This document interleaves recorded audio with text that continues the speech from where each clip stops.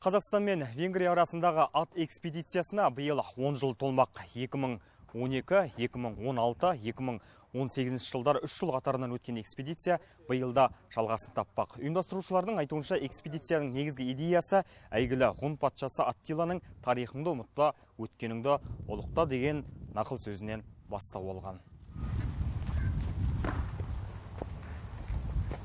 Аттила демекші, Бенс Иштванның сөзінше кейбір венгрлер орталық Азиядан ата-бабалары ғұн көсемінің бастауымен Еуропаға қоныс аударған деп біледі. Кездесу барысында мажарстандық мейман жиналғандарға жүріп өткен жолын таныстырды.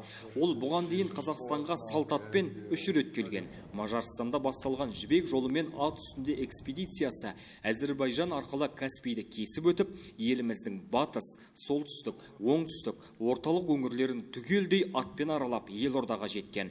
Ол бұл сапарының 2 айға созылғанын айтады. Бенс Иштван осы экспедиция арқылы екі ел арасындағы мәдени, рухани байланысты нығайтуға шама шарқымша үлесімді қосқым келеді дейді. Алтын Орданың қара шаңырағы қазақ еліне келіп жүргеніме 20 жыл, ал атпен саяхаттағаныма 10 жылдай болды.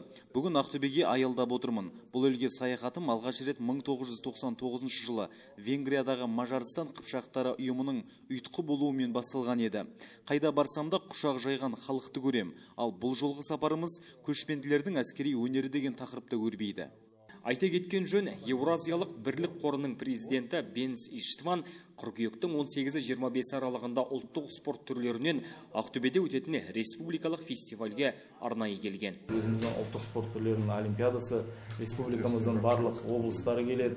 Алматы, Нұрсұлтан, Шымкент қалаларының спортшылары, үздік спортшылары келеді. Осы жерде әрине ұлттық спорттың 10 түрінен бақ сынаймыз. Өзіміздің спортшыларымыз қазір тыңғылықты дайындық жұмыстарын жүргізуде. Жас өсіп жатқан спортшыларға әрине ол бір үлкен насихаттық пайдасын береді.